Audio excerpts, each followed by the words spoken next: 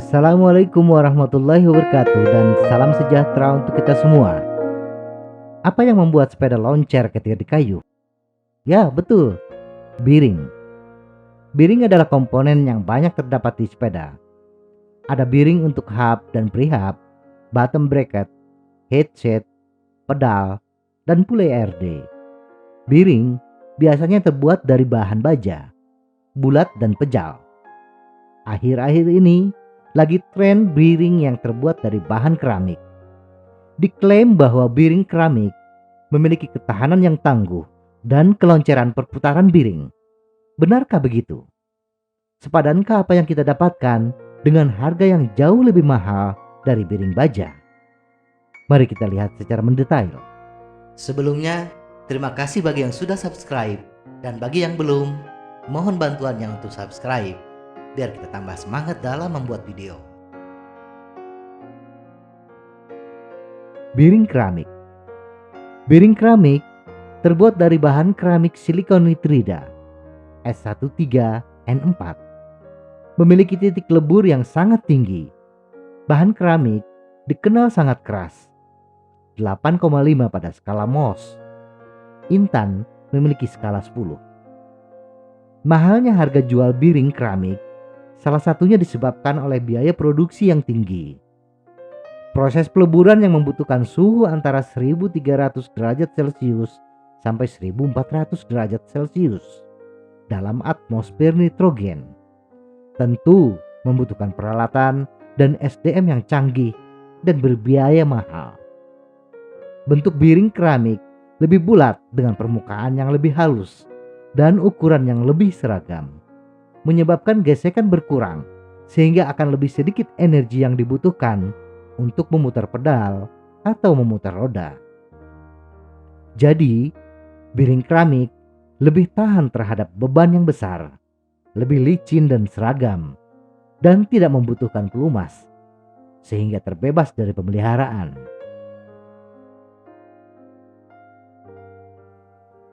Keuntungan biring keramik.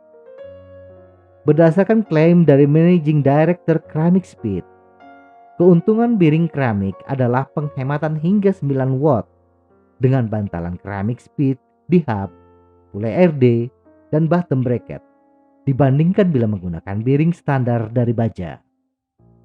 Biring keramik memiliki umur yang lama, bisa sampai 10 kali lipat bila dibandingkan biring biasa. Dan keunggulan lainnya adalah biring keramik mampu menahan beban yang besar, khususnya bagi pesepeda yang sering melakukan drop tinggi seperti downhill, dan yang tidak kalah pentingnya adalah rolling resistance yang rendah, sehingga bisa dikatakan biring keramik lebih loncer dibandingkan biring standar. Lantas kenapa semua tidak berpindah ke biring keramik?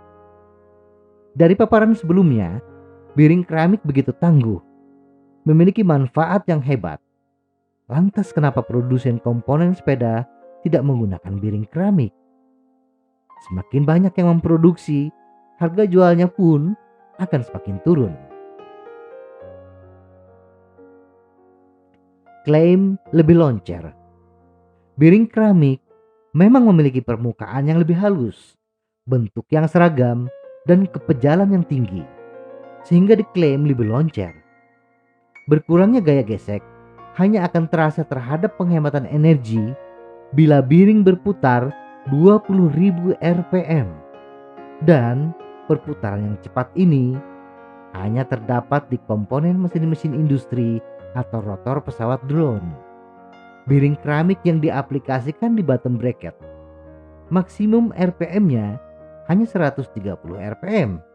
Itu pun bila yang mengayuh pembalap. Tetapi pesepeda seperti saya hanya mampu 80-90 rpm. RPM tertinggi di sepeda terdapat di hub dan prehab, di mana bisa memiliki maksimum RPM sebesar 500-600 rpm. Putaran yang jauh dari standar industri biring keramik tentu tidak berpengaruh signifikan terhadap penghematan energi. Kalaupun terjadi, sebagaimana klaim dari Keramik Speed, hanya menghemat 9 watt. klaim tanpa pelumas. Biring keramik dengan permukaan yang halus memang tidak membutuhkan gemuk agar lebih loncer. Tetapi biring sepeda bukan barang yang disimpan dalam ruang yang tertutup. Biring sepeda lebih mungkin terkontaminasi oleh kotoran dan debu. Apalagi bila bersepeda di musim hujan.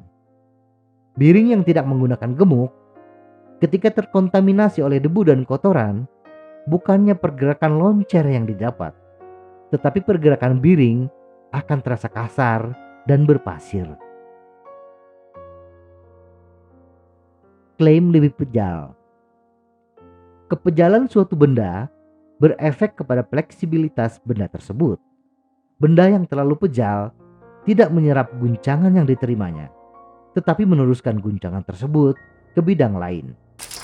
Bersepeda tidak luput dari guncangan, menabrak lubang, melintas akar-akaran di jalan setapak.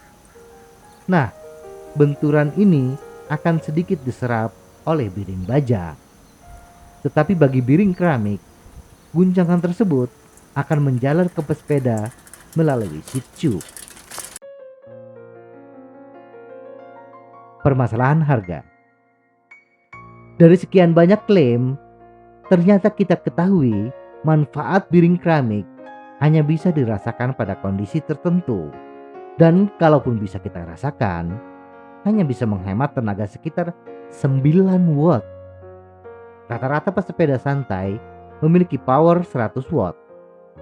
Sepadankah manfaat yang didapat dengan pengeluaran yang kita lakukan?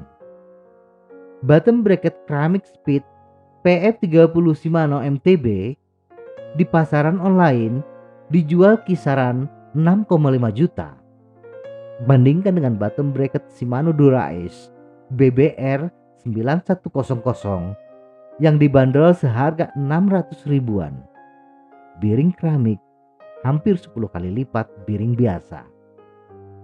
Biaya yang kita keluarkan untuk upgrade bottom bracket keramik merupakan investasi yang serius. Investasi ini cocok untuk pembalap profesional, tetapi kurang cocok untuk pesepeda amatir. Harga memang mencerminkan kualitas. Harga biring keramik yang tinggi juga menjanjikan kualitas yang bagus pula. Tetapi kualitas itu hanya terasa bila kita sudah mampu mengayuh sepeda dengan cadence 20.000 rpm. Hanya Superman yang bisa. Superman mah cukup 80 rpm saja. Kehalusan permukaan biring keramik tak bisa kita bantah. Tetapi bila pasir sudah ikut campur dan debu pun tak ingin ketinggalan, mulusnya rupa keramik akan bopeng oleh pasir dan debu. Semoga informasi ini bermanfaat. Tetap sehat. Salam goes.